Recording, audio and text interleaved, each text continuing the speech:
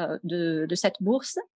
J'étais seulement professeure à l'Alliance française. Maintenant, je travaille à une école. Euh, et actuellement, je suis à cette école maintenant. Et je suis la seule professeure de français. Et je suis responsable pour une quarantaine d'élèves.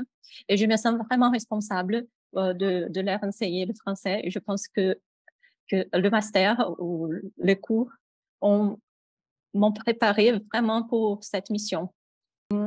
J'ai commencé ce master quand j'avais fini le master au Brésil. Alors, j'avais un peu plus de temps.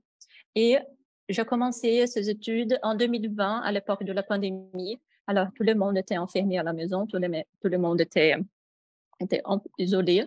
Alors, moi, je pensais que j'avais du temps et j'avais la motivation. J'avais déjà fini un autre master.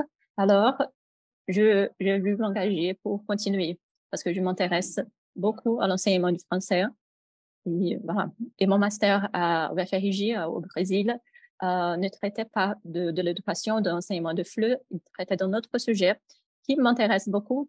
Quand j'ai vu que la bourse était pour l'Université des Antilles, moi, j'étais vraiment enchantée parce que oui, j'ai été, j'ai été assistante de langue portugaise en Martinique à l'année de 2016-2017. Oui. Alors, j'ai vu ce master comme une opportunité de revenir en Martinique un jour pour compléter mes études. Et j'avais raison parce que surtout à la première année, j'ai beaucoup de cours et j'ai lu beaucoup d'articles, de livres à propos j'avais déjà lu euh, comment je peux dire, quelques professeurs, mais quand j'ai commencé le master à l'Université des Antilles, j'ai pu apprendre directement avec ce professeur que je lisais déjà.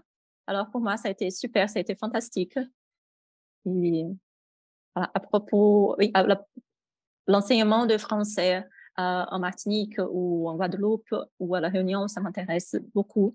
Et j'ai pu étudier, travailler directement avec ceux qui ont déjà pensé, qui ont déjà beaucoup écrit à propos de ce sujet.